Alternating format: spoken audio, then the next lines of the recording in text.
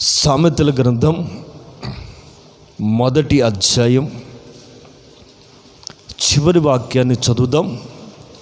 సామెతల గ్రంథం 1వ అధ్యాయం చివరి మాట 33వ వాక్యాన్ని చదువుకుందాం.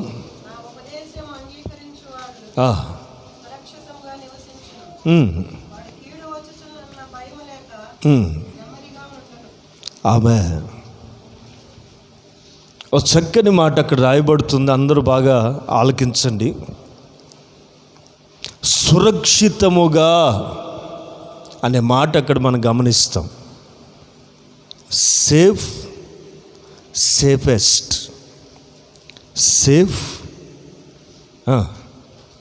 సేఫెస్ట్ ప్లేస్, సురక్షితమైన స్థలం. ఇప్పుడు మనకు కావాల్సింది కూడా ఇప్పుడు ఇదే. ఎక్కడికి పోయినా భయం.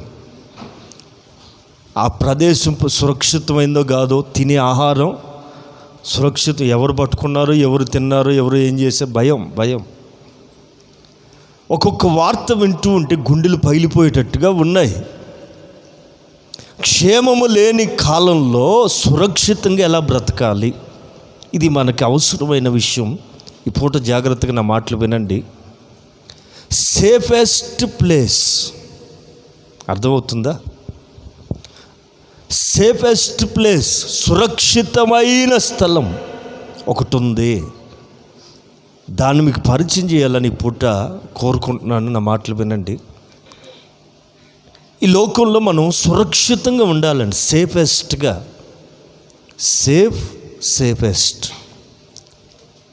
అతి సురక్షితమైన స్థలంలో నీవు ఉండగలిగితే నీకు సురక్షితంగా ఉంటావు. మనం ఎన్నుకున్న స్థలాన్ని బట్టే మనం నిలబడగలుగుతామండి. మనం ఏర్పరచుకున్న స్థలాన్ని బట్టి మన ఏర్పాటు కూడా ఉంటుంది. ఈ పూట ఆ వాక్యంలో రాయబడుతున్న ఒక మంచి మాట ఏంటంటే, సురక్షితముగా ఉండును, కీడు వచ్చునన్న భయము లేకుండా నెమ్మదిగా ఉంటాడు. ఈ రెండు మనకి ఇప్పుడు అత్యవసరమైన అవసరాలు. కీడు వస్తుందేమో అని భయం, ఎవరైనా ఇంటికి వచ్చిపోతే అదొక భయం. వీడు కరెక్టా కాదా, వీడికి ఏమన్నా ఉన్నాయా లేదా భయం. రమ్మంటకు భయం, వచ్చిపోతే భయం. పొమ్మనలేము, రమ్మనలేము, ఇదొక భయం. సంవత్సరాలు జరుగుతున్నా కూడా సమస్య జటిలం అవుతుందే కానీ తరిగిపోవట్లేదే. సంతోషం ఏంటంటే, రాలిపోయేవాళ్ళు రాలిపోతే, కాలిపోయేవాళ్ళు కాలిపోతే, నువ్వింకా నిలబడే ఉన్నావు. ఆమేన్. నువ్వింకా సంతోషంగా ఉన్నావు, నువ్వింకా ప్రభుని ఆరాధించే స్థలంలో ఉన్నావు. కానీ చాలామందికి ఈ భాగ్యం, ఈ ధన్యత వాళ్ళకి లేదని. ఈ పూట పరిశుద్ధాత్మ దేవుడు మనకు నేర్పించాలనుకుంటున్న పాఠాన్ని మనం అందరూ కూడా జాగ్రత్తగా నేర్చుకుందాం. సురక్షితమైన అనుభవం ఏంటండి అది? సురక్షితమైన అనుభవం. మరొకసారి ఆ వాక్యం చదువుదాం. నా ఉపదేశాన్ని అంగీకరించేవాడు ఆమేన్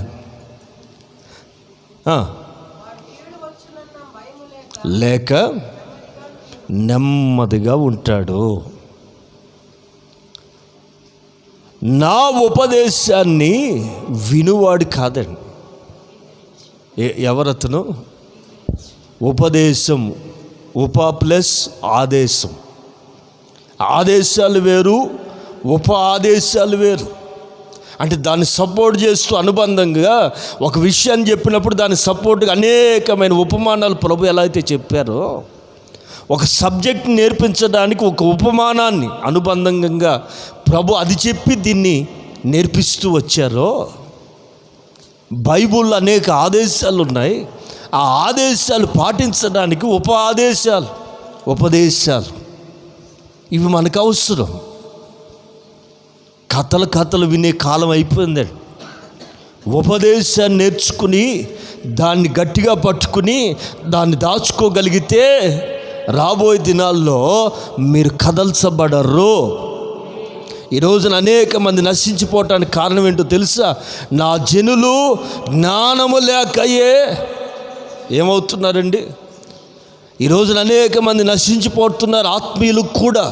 కారణం ఏంటంటే వాళ్ళకి ఈ జ్ఞానం లేక, దేవుని వాక్యపు ప్రత్యక్షత లేక, దేవుని వాక్యపు అనుబంధం లేక వాళ్ళు నశించిపోతున్నారు. అందుకని నా ప్రియమైన సహోదరులారా, జాగ్రత్తగా మాటలు వినండి. నశించిపోవటం ఆయన చిత్తం కాదు. అందుకే ఈ భయానకమైన ఉపద్రవాలు వస్తున్నప్పటికీ తన ప్రజల్ని రెక్కల క్రింద కాపాడాలని, గూవవలే నేనెగిరి నిన్ను చేరనా, నీ కౌగిట నేనొదిగి హర్షించనా, గూవవలే నేనెగిరి నిన్ను చేరనా, నీ కౌగిట నేనొదిగి హర్షించనా, ఈ కోరిక నాలో తీరునా,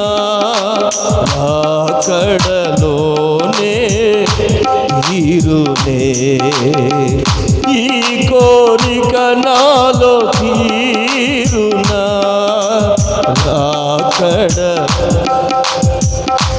తీరునే, యేసయ్యా నీ కృపా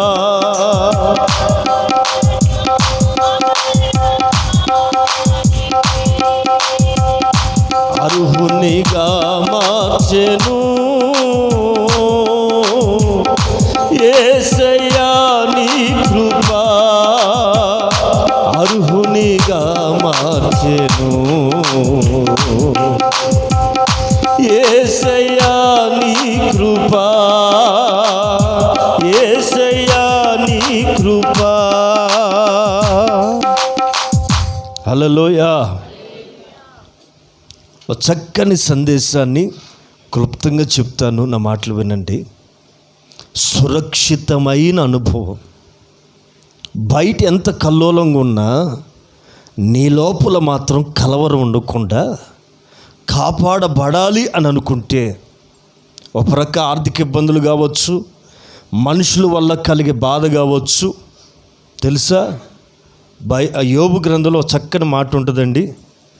యోబు గ్రంథంలో నోటి మాటల చేత కలిగే ఏంటది తెలుసా?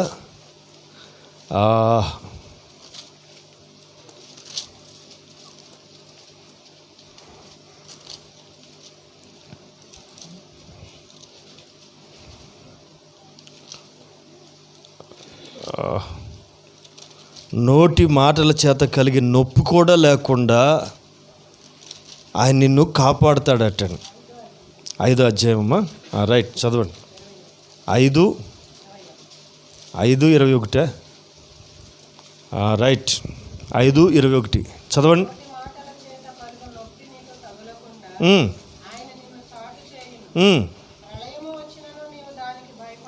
ఆమె ఇలాంటి మాటలు చదువుతూ ఉంటే ఇంకెందుకండి భయం? ఎవరిన్నంటే మనకెందుకు, ఎవరేమంటే మనకెందుకు? పాయింట్ ఏంటి అక్కడ? గుచ్చితే నొప్పి అది వేరే, మాటలతో కూడా ఒక్కొక్కళ్ళ మాట ఉంటుందండి బాబోయ్, బాకుతూ పొడిచినట్టే కదా. ఒక్కో మహాతల్లి నోట అంత పవర్ ఉంటుంది. ఏదన్నా ఒక మాట అనిపోతే 2 రోజుల వరకు మనుషులు కాలేం. మరి ఏంటో ఆ పవర్, అదొక అభిషేకం వాళ్ళకి. వింటున్నారండి?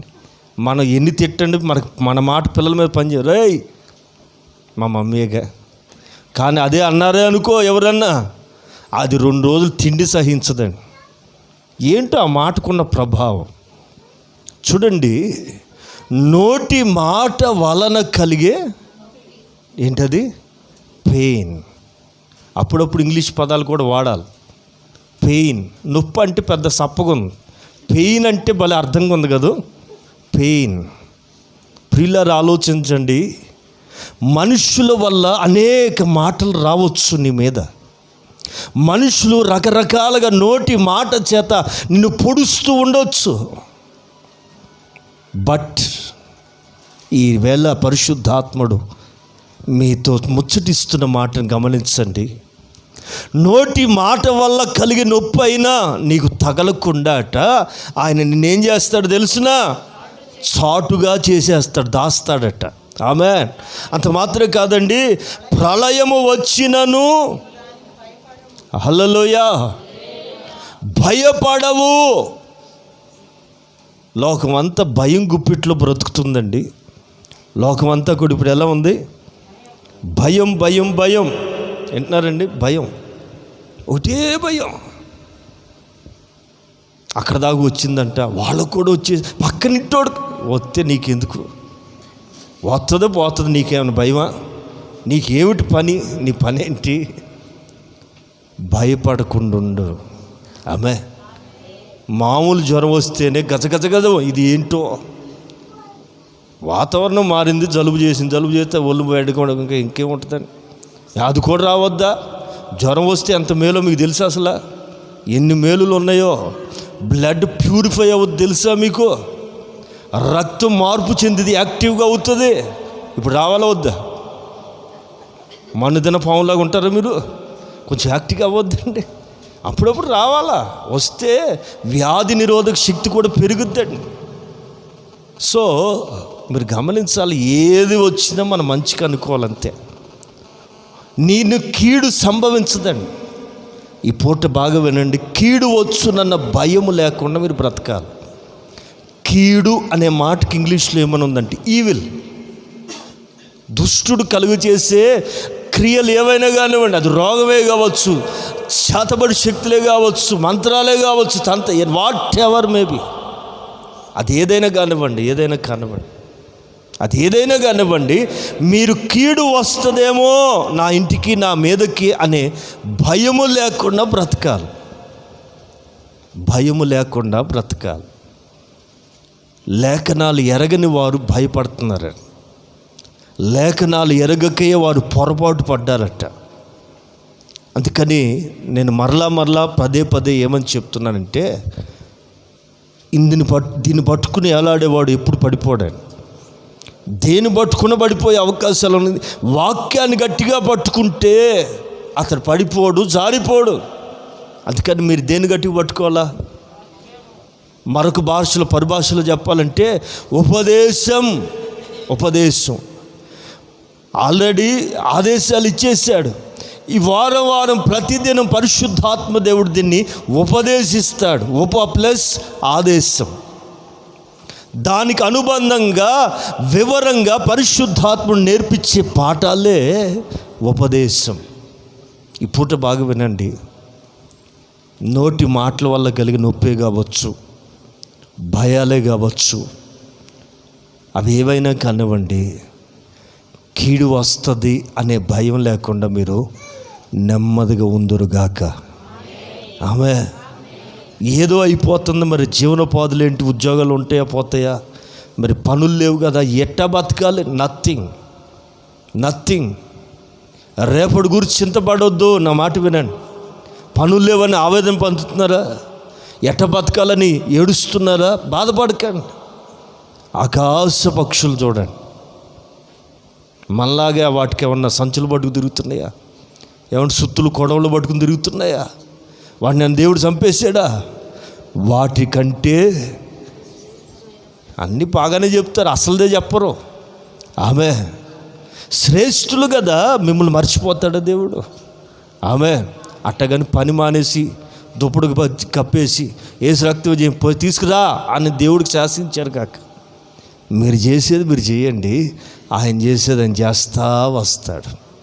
స్తోత్రం, హల్లెలూయా. జాగ్రత్తగా వినండి, ఒక మంచి పదం నాకు నచ్చింది, మీకు చెప్తున్నాను వినండి. సురక్షితముగా, సేఫెస్ట్ ప్లేస్. ఎట్లా? మనం ఎలా ఉండాలా? ఎక్కడ ఉండాలని కోరుకుందాం? Safest place. వరద వస్తుందండి, కొట్టుకుపోతున్నారు జనం. ఈ వరదలో కొట్టుకుపోయేవాడు ఏం కోరుకుంటాడు? ఇంటిని బంగారం ఇస్తారా బాబు కావాలంటే? పిచ్చోడా, నేను పోతుంటే బంగారం ఏం చేసుకునే చిబా అంటాడు. బిర్యానీ ప్యాకెట్ ఉంది, వేడివేడికి తింటామంటే ఒరే దుర్మార్గుడు, బతుకుంటే ఎప్పుడైనా తినొచ్చురా నాయన, నన్ను ఎక్కడికి తీసుకెళ్ళాలి ఇప్పుడు? Safest place. నాకు అది ఉంటే చాలరా బాబు, ఏమొద్దు. 2000 నోట్లు అందరూ పాడేస్తున్నారు, బ్యాంకు వాళ్ళు కూడా తీసుకోవట్లేదు. నీకు కావాలా? నీ 2000 తగలయ్యా, అది కాదురా నాకు కావాల్సింది. సేఫెస్ట్ ప్లేస్, సేఫెస్ట్ ప్లేస్, సురక్షితమైన స్థలం. ఆ స్థలంలో కనుక నీవు ఉన్నావనుకో కీడు వస్తుందనే భయము లేకుండా నీవు నెమ్మదిగా ఉండగలుగుతావు. నా మాటలు కొంచెం జాగ్రత్తగా ధ్యానపూర్వకంగా వినండి. మంచి సంగతి మీతో నేర్పించాలని పరిశుద్ధాత్ముడు కోరుకుంటున్నాడు. బాగా వినండి. అక్కడ రాయబడిన మాట, కీడు వచ్చునన్న భయము లేక. ఆ భయమే ఆ ఆలోచన కూడా ఉండకూడదని.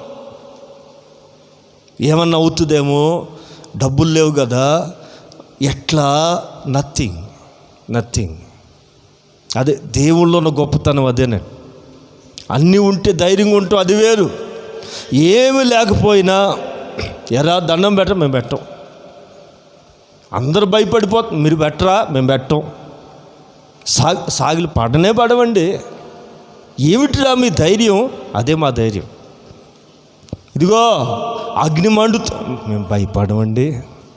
ఏమిటిరా మీ ధైర్యం అంటే, మాలో ఉన్నవాడు గొప్పవాడు. రాజా, నీకంటే మా దేవుని అధికారానికే లోబడతావు. నువ్వు మనిషిరా బాబు, చంపితే మా దేహాన్ని చంపుతావు, మేమెవరు భయపడతాం? దేహముతో పాటు ఆత్మను అగ్నిలో మలమల మార్చేవాడు ఒకడు ఉన్నాడు, ఆయనకి భయపడతాం. ప్రియులారా, ఆయన గనక నువ్వు భయపడితే నువ్వెక్కడున్నావో తెలుసా? 18వ అధ్యాయం, సామెతల గ్రంథం 18వ అధ్యాయం 10వ వాక్యం చదవాలి.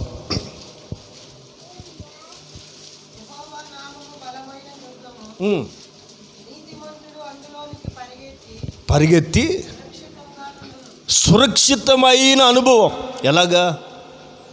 ఇక్కడ రాయబడుతున్న మాట, యెహోవా నామం, ద లార్డ్ ఆఫ్ జెహోవా.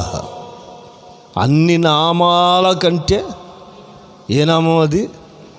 భూమి మీద రకరకాల నామాలు ఉన్నాయి. లేవని నేనట్టు చెప్తాను, ఉన్నాయి కదా. ఈ నామాలన్నిటికంటే హై, ఈ నామాలన్నిటికంటే సుపీరియర్ నేమ్ ఏమిటంటే, యెహోవా నామం ఒక బలమైన దుర్గం అంటే కోట.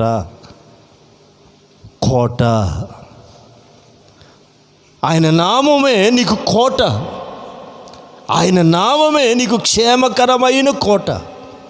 అందుకే ఇక్కడ సామెతల గ్రంథకర్త అంటే, యెహోవా నామం ఒక బలమైన దుర్గం.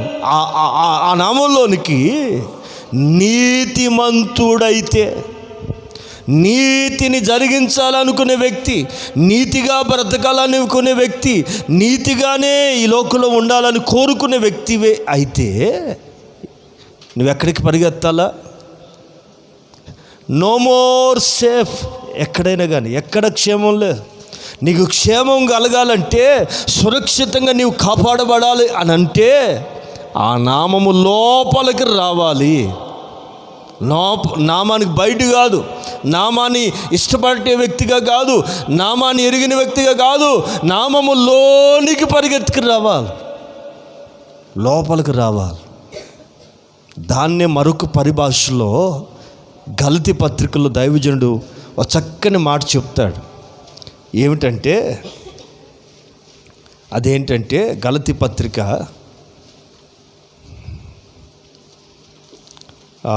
3వ అధ్యాయం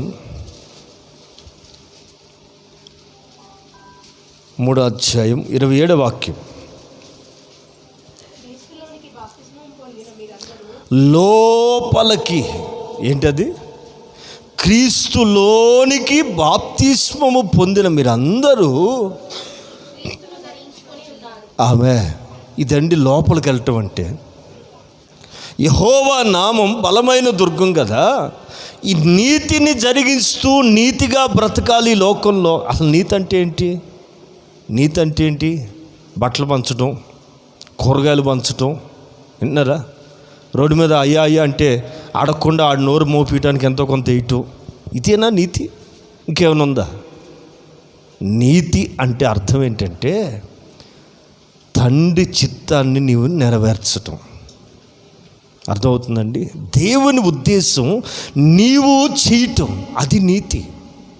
మరొక మాటలో చెప్పాలంటే అబ్రహాము దేవుణ్ణి నమ్మాడు. దేవుణ్ణి నమ్మిన అబ్రహాము, అది అతనికి ఆ నమ్మకం, ఆ నమ్మిన విధానం, అది అతనికి నీతిగా ఎంచబడింది, నీతిగా మారిపోయిందట. ఆ ఫెయిత్ దేవుని అంత గట్టిగా నమ్మాడు. ఆ నమ్మకమే అతనికి నీతిగా మార్చేసిందట, అతను నీతిమంతుడిగా మార్చిందట. కనుక నీతిమంతుడు అంటే అనేక కోణాల్లో అర్థాలు ఉన్నాయి. ఒక మాటలో చెప్పాలంటే దేవుని ఉద్దేశం నీవు నెరవేర్చడమే నీతి. ఆమె దేవుడు కోరుకున్న పని నువ్వు చేయటమే నీకు నీతి. కనుక ఇంకొంచెం ముందుకు వెళ్తున్నాన్న మాటలు వినండి. సురక్షితముగా నీవు ఉండాలి. అందుకే లేఖనంలో సామెతల గ్రంథకర్త అంటాడు, నా ఉపదేశాన్ని అంగీకరించువాడు, వినేవాడు కాదని. ఏం చేయాలా? అంగీకరించాలి. ఏం చేయాలా? వాక్యం విన్నప్పుడు దేవుని మాట నేను దర్శిస్తున్నప్పుడు దానికి నువ్వేం చేయాలా? లోబడాలి, దానికి అంగీకారం చెప్పాలి. Yes lord, yes lord. కళ్ళు పొరలుగప్పి, కళ్ళు పూడుకుపోయి కదల్లేక విపరీతమైన దేహం కలిగిన ఏలి గొప్ప ప్రవక్త అండి. ఆ రోజుల్లో దైవ దర్శనాన్ని పోగొట్టుకుని దేవునితో సత్సంబంధాన్ని పోగొట్టుకున్న ఏలితో దేవుడు మాట్లాడలే. ఒక చిన్న బాడ్, మేబీ 14-16 ఏళ్ళ వయసు కలిగిన శామ్యూయల్తో దేవుడు మాట్లాడుతుంటే శామ్యూయల్ అది అర్థం కాక, అయ్యగారు పిలిచారా, అయ్యా ఏం కావాలి అని అంటుంటే, ఒరే నేనెందుకు పిలిచాను రా, అర్ధరాత్రి నేను ఎందుకు పిలుస్తాను, నోరు మూసి కవతలు గల్లు అని 2 సార్లు విసుక్కుని, 3వసారి కూడా అదే స్వరం, అదే టెన్షన్తో ఆ సమయాలు గడగడగడ వణిగిపోతూ వస్తుంటే 3వసారి ఏలి గుర్తుపట్టి అంటాడు, ఒరే ఎందుకు వణికిపోతున్నావు? అయ్యా ఆ స్వరం వింటే గజగజ వణిగిపోతుంది, దడబడుతుంది. ఆ స్వరం విన్నప్పుడు అలా దడబుట్టి పరిగెత్తుకొచ్చాను. ఇలాంటి ఎక్స్పీరియన్స్ నేను పోగొట్టుకుని చాలా కాలమైంది. నువ్వు ఒక్క మాట చెప్పరా, నీ దాసుడు ఆలకిస్తున్నాడని చెప్పు. నేను ఆ ఎక్స్పీరియన్స్ పోగొట్టుకున్నా. నేను అనుభవాన్ని పోగొట్టుకున్నా. స్పీక్ మీ లార్డ్ అని చెప్పు. సెలవివ్వు, నీ దాసుడు ఆలకిస్తున్నాడని చెప్పరా. దేవుడు నీకు ఏం చెప్పాడో అది చెప్పను. ఆయన నీతో మాట్లాడుతున్నాడురా, నాతో మాట్లాడడం మానేశాడు. ఎందుకంటే నేను అంగీకరించలేదు. ఆయన చెప్పిన మాటలకు నేను లోబడలా. నా పిల్లలు దారి తప్పారు, నేను గద్దించలేదు. నా కుటుంబంలో సాక్ష్యం లేదు, నేను దేవుని దగ్గర నిలబడలేకపోయా. అంగీకరించలేదురా. దేవుడు నాతో మాట్లాడట్లా. చిన్నవాడు అయినా తల్లి నిన్ను ప్రతిష్టను బట్టి ఆయన మాటకు లోబడి వచ్చావు కనుక ఆయన నీతో మాట్లాడుతున్నాడు రా. అంగీకరించావు కనుకనే నిన్ను దర్శిస్తున్నాడు రా అని చెప్పాడు ఏలీ.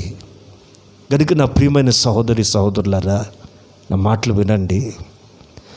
నా ఉపదేశాన్ని అంగీకరించేవాడు ఎలా ఉంటాడంటే సురక్షితముగా ఉంటాడు. వాడు కీడు వస్తుందనే భయము లేకుండా ఎట్లా ఉంటాడండి? నెమ్మదిగా ఉంటాడు. అంగీకరించడం అంటే ఎలా? మొదటిది యెహోవా నామం లోపలికి వెళ్ళాలి. నామాన్ని అంత లోతుగా విశ్వసించాలి.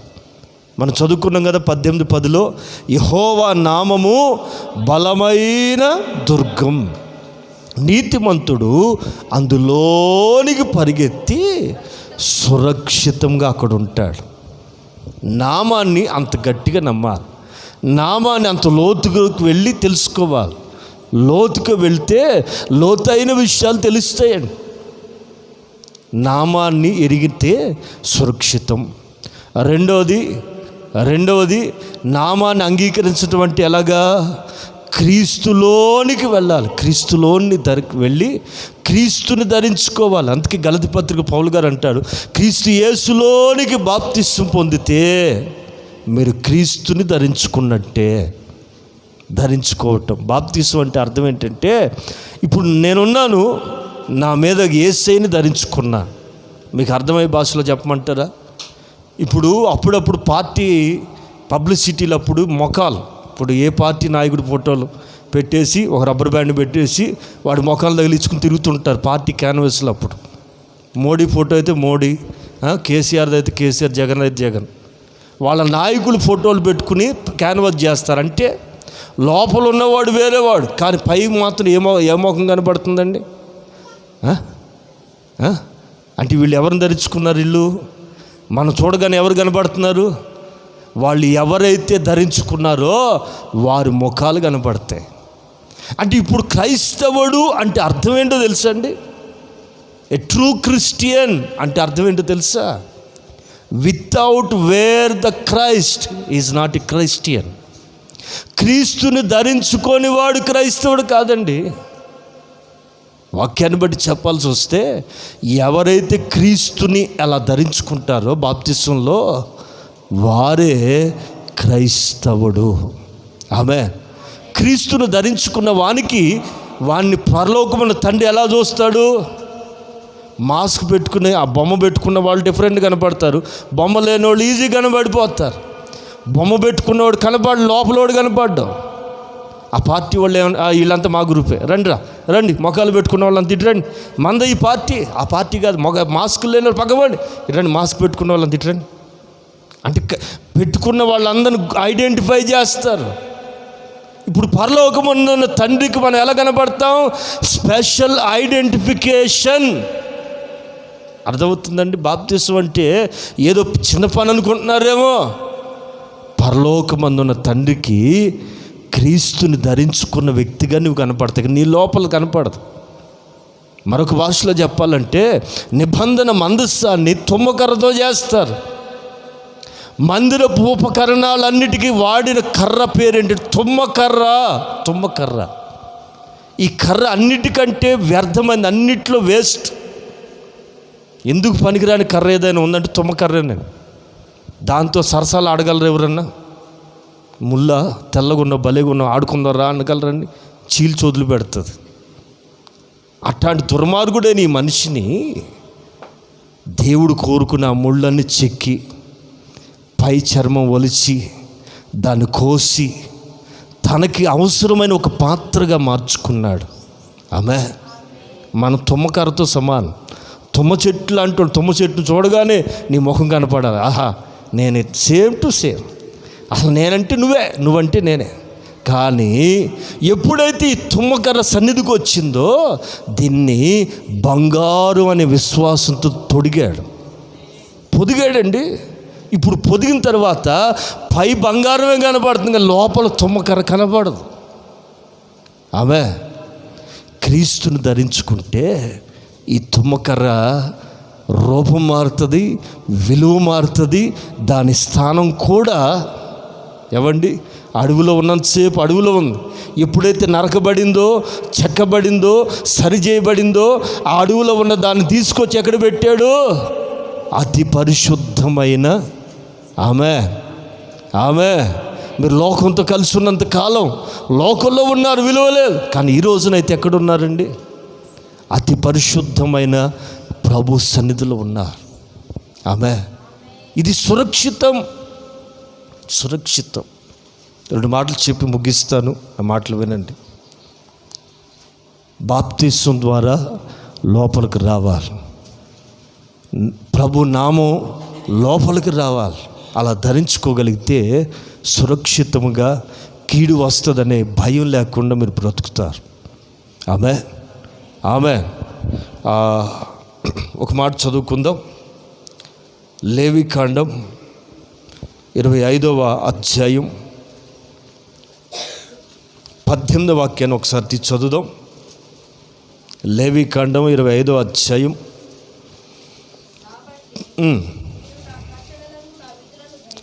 నా కట్టడల్ని నా విధుల్ని ఏంటట విని కాదండి, గైకొన్ టు అబ్జర్వ్. ఏం చేయాలా? వినే ప్రతి కట్టడల్ని ఆజ్ఞల్ని మీరు ఏం చేయాలా? ప్రతిది లోపలికి వెళ్ళాలి. టు అబ్జర్వ్, మీరు గ్రహించి గైకొని అనుసరించి నడుచుకొని ఎడల ఆమె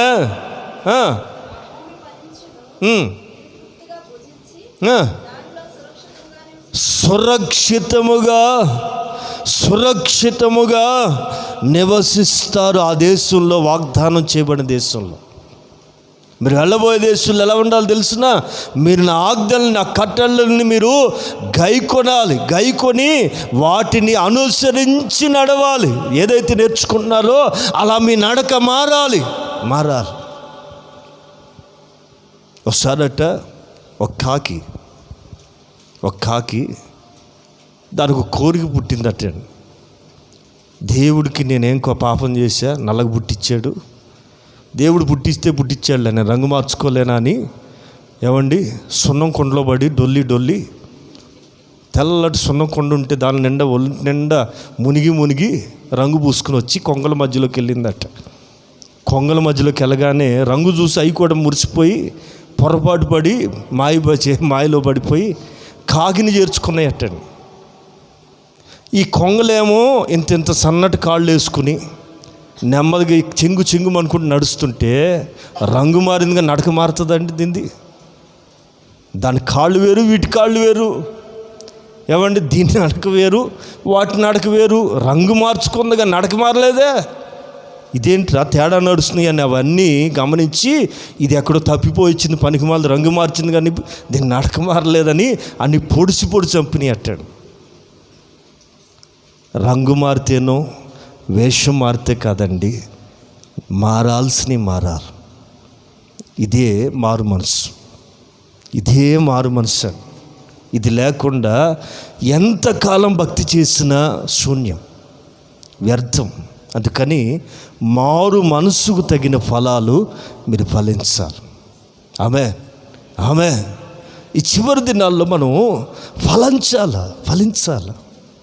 ఏదో గుడికి వెళ్తున్నాం, మొత్తానికి ఒకసారి బైబిల్ కష్టపడి చదివేశాను, ఏంటో కష్టపడి ఒకసారి కంప్లీట్ చేస్తే ఎవరెస్ట్ శిఖరం ఎక్కినంత ఆనందం. వింటున్నారండి? ఏమిటో పరలోకానికి ఆనందం అనుకుంటున్నారు. కాదండి, నువ్వు నేర్చుకుంటంలో ఓనవాళ్ళు నేర్చుకున్నావు అంతే. ఈ అక్కడ వరకే ఉన్నావు, నేర్చుకోవాల్సిన బోళ్ళంతా. వింటున్నారండి? మనోళ్ళకి ఒక్కసారి అమ్మయ్యా ఆది నుంచి ప్రకటన వరకు అయిపోయింది, అబ్బా ఏంటో. అది కాదు కావాల్సింది, నేర్చుకోవాల్సింది ఎంతో ఉంది. జీవితం అంతా నేర్చుకున్న ఇది తీరని దాహం అండి. నా ప్రియమైన సహోదరులారా, నా మాట జాగ్రత్తగా వినండి. సురక్షితం. ఇక్కడ ప్రభు అంటారు, ఆ దేశంలో మీరు ఎలా ఉంటారు? మీరు నా కట్టడల్ని, ఆజ్ఞల్ని గైకొని వాటి ప్రకారం అనుసరించి నడిచిన యెడల మీరు ఆ దేశంలో సురక్షితముగా ఉంటారు. ఆ దేశంలో మీరు తృప్తిగా భుజించి, దానిలో అది కాదు చూసారా, తృప్తిగా భుజించి కడుపు నిండా తినటం కూడా ఒక ఆశీర్వాదం. కొంతమంది లేక, కొంతమంది అన్నీ ఉన్న రోగాల చేత తృప్తిగా 300 గ్రాములే తినాలి, 3 సార్లు తిను. ఇదో కర్మ, ఏం చేస్తాం? 300 గ్రాములే కాట వేసి తింటారండి. 300 గ్రాములు అంటే ఎట్ట తింటారండి బాబు? ఎక్కువ తింటాగలే, తక్కువ తింటాగలే. ఎక్కువ తింటే ఎక్కువ కూర్చుంటే, తక్కువ తింటే కళ్ళు తిరిగి కింద పడతాం. విన్నారండి? తృప్తిగా తినటం కూడా ఒక ఆశీర్వాదమే. అవును అంటారు కాదంటారు? అదేంటండి మాకు రోజు ఇదే పని అంటారా? అదొక ఆశీర్వాదం, మేమేం చేస్తాం? విన్నారండి?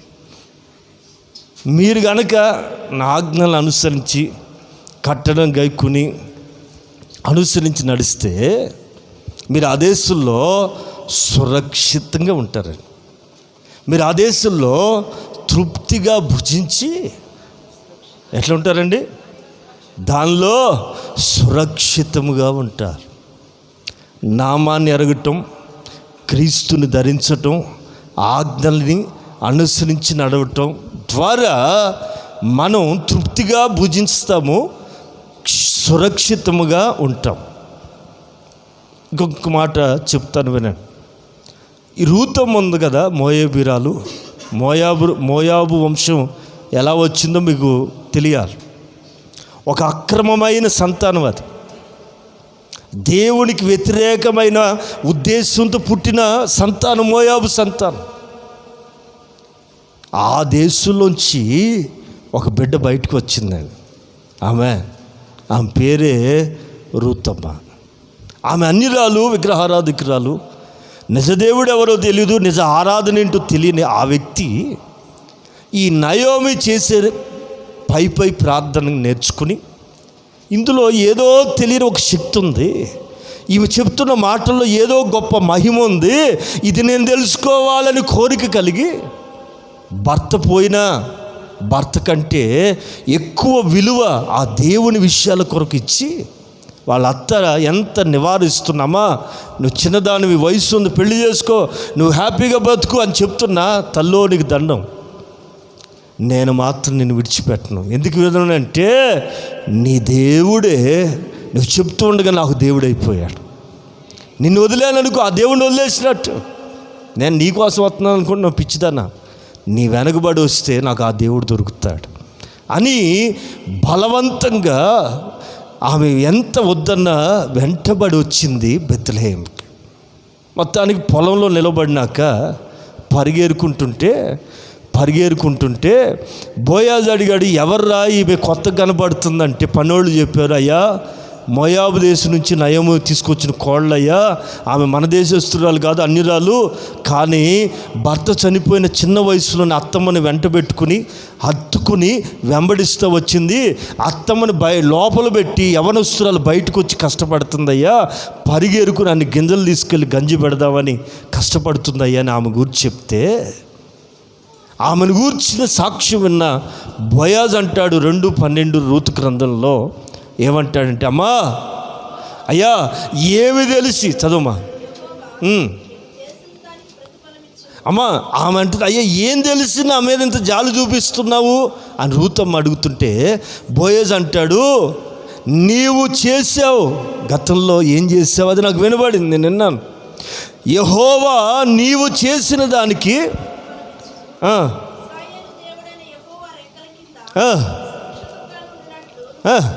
ఈ బెత్లెహేం అంటే ఏంటో తెలుసా?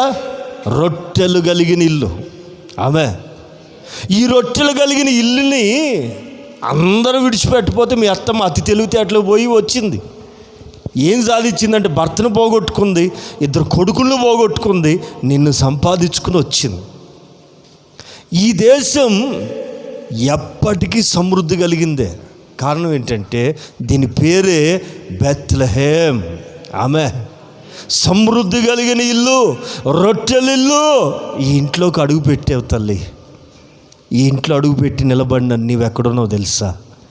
యెహోవా రెక్కలు చాపబడి ఉన్న దేశం ఈ దేశం. యెహోవా రెక్కలు చాపబడిన నేల ఈ నేల మీద అడుగు పెట్టావు, మా దేశంలోకి వచ్చావు, మా మధ్యకి వచ్చావు. ఇప్పుడు నువ్వెక్కడున్నావు తెలుసు? ఎంతకాలం నీ జీవితం వేరు, నీ పరిస్థితి వేరు. ఇప్పుడు నువ్వెక్కడున్నావు తెలుసమ్మా? యెహోవా రెక్కల క్రింద. ఎట్లా ఇంతవరకు నీకు క్షేమం లేదు, భర్త లేడు, భర్త అండలేదు, తల్లిదండ్రులు అండలేదు, అందరూ వదిలేసిన నువ్వు పట్టుకుని ఉన్నావే ఆ దేవుని నామం, నువ్వు ఆశ కలిగి వచ్చావే ఆ దేవుడు నీకేమై ఉంటాడంటే సురక్షితముగా రెక్కల చాపు నిన్ను కాపాడుతాడు. ఆమె నీ జీవితాన్ని మారుస్తాడు, నీ జీవితాన్ని ఆశీర్వదిస్తాడు అని బోయజు రూతమ్మని దీవిస్తున్నాడు. అందుకే బోయజు అంటున్నమాట, యెహోవా రెక్కల క్రింద ఉండేటట్లు, ఎట్లా సురక్షితముగా ఉండునట్లు నువ్వు ఇక్కడికి వచ్చి ఉన్నావు. ఆమె ఆయన నీకు సంపూర్ణమైన బహుమానం ఇస్తారు. ఈ పూట నా మాటలు ఆలకించండి. సురక్షితముగా. ఇంకా చెప్పాలంటే చాలా ఉంది, కానీ మరొక మాట కూడా చెప్తాను వినండి. ఓ పెద్ద ఓడలో పౌలు గారు కొంతమంది ఖైదీలు ప్రయాణం చేస్తూ వెళ్తుంటే పెద్ద తుఫాన్ చిక్కుకున్నారు. పెద్ద తుఫాన్. ఆ తుఫాన్కి దాటికి అందరం చచ్చిపోతామని అర్థమై కెప్టెన్ అంటాడు, ఇందులో ఉన్న సరుకులన్నీ తీసి సముద్రంలో పోసేయండి, ఓడ తేలికే పైకి లేస్తుంది అని చెప్పి తెచ్చుకున్న ఆహారాన్ని చూస్తూ ఉండగా కడుపుకు తినాల్సిన ఆహారాన్ని సముద్రం పాలు చేశారు. కొంచెం ఆహారమే ఉంది. అది అందరికీ సమృద్ధిగా సరిపోయేది కాదు. అప్పుడు పౌలు గారు ఏమంటాడు తెలుసా? అపోస్తుల కార్యాల గ్రంథం 27వ అధ్యాయం 22వ వాక్యం చదవాలి.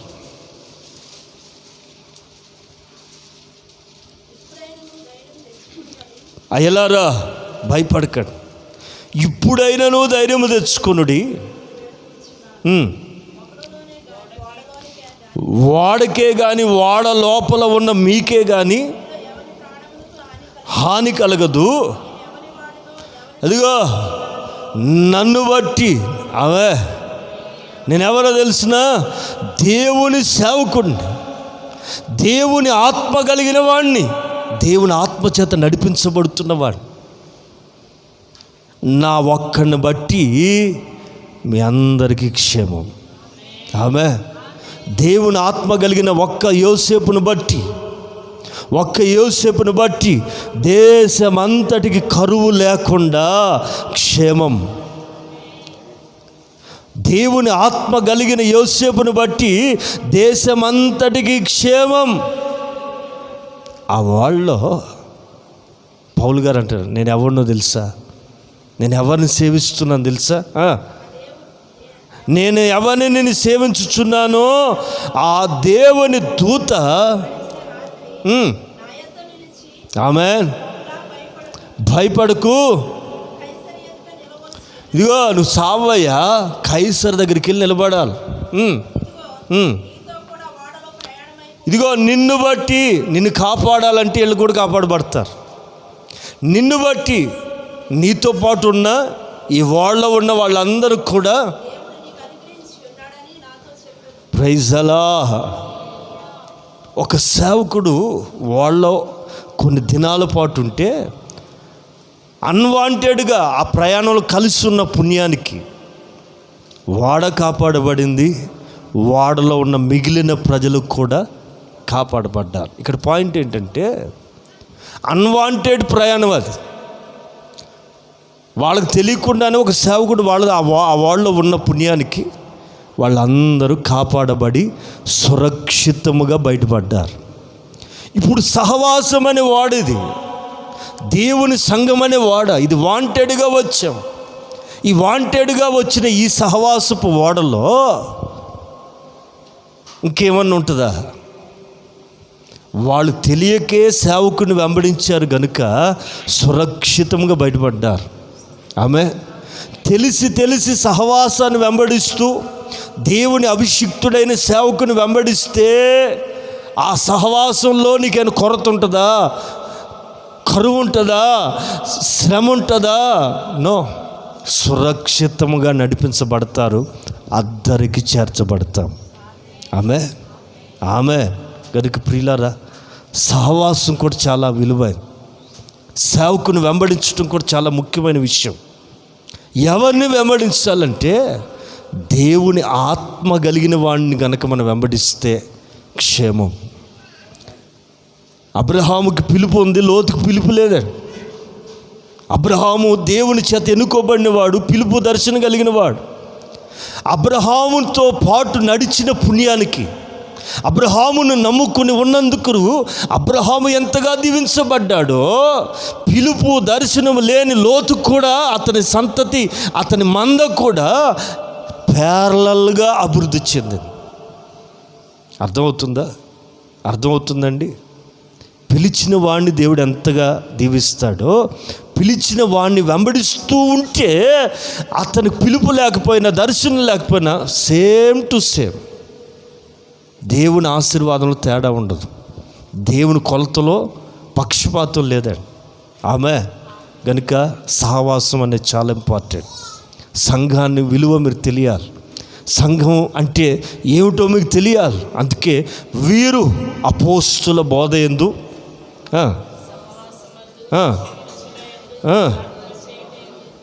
ఎడతెగక ఉండిరి. వారు చూసిన ప్రజలందరూ భయపడ్డారట ఆ రోజుల్లో. కారణం ఏంటంటే సహవాసాన్ని బట్టి.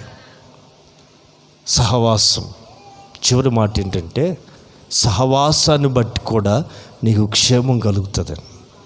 ఆమె వారు తెలియకే సేవకుడిని వెంబడించారు. సేవకుడు ఉన్న పుణ్యాన్ని బట్టి వారందరూ కూడా కాపాడబడ్డారు. ఇప్పుడు తెలిసి వెంబడిస్తున్నాం, కావాలని వెంబడిస్తున్నాం. మనకి ఇంకేమన్నా కీడు సంభవిస్తుందా? ఇంకా ప్రభుని బట్టి ధైర్యంగా చెప్తున్నా, అన్ని చోట్ల కేసులు వచ్చినాయి కానీ ఈ సంఘంలో మాత్రం కేసులు లేవు. కారణం దేవుని కంచె. నేను ప్రార్థన చేస్తే అయింది అంటలేదు, నేను దేవుడు కాపాడాడు. కారణం ఏంటో తెలుసండి? కంచె గల తోట, కంచె ఉన్న చోట నీవు ఉండాలి. కంచె గల స్థలంలో నువ్వు నిలవబడితే కీడు వస్తుందనే భయం లేకుండా నిర్భయంగా బ్రతకగలుగుతాం. కనుక నా ప్రియమైన సహోదరులారా, ఆయన ఉపదేశాన్ని అంగీకరించండి, సురక్షితంగా ఉంటారు. కీడు వచ్చునన్న భయము లేకుండా నెమ్మదిగా రాబోయే దినాలు. ఆయన లోపలికి రండి, ఆయన నామం లోపలికి రండి, సహవాసం లోతులో నాటబడండి, నమ్మకంగా ఉండండి. ఏ కీడు వస్తుందనే భయం లేకుండా సురక్షితంగా నా దేవుడు మిమ్మల్ని కాపాడునుగాక. ఆమేన్. అందుకే లేఖనం చెప్తుంది, నా ఉపదేశమును అంగీకరించువాడు సురక్షితంగా ఉంటాడు, వాడు కీడు వచ్చునన్న భయం లేక నెమ్మదిగా ఉండునుగాక. నెమ్మది మీకు కలుగునుగాక. ఆమేన్, ఆమేన్.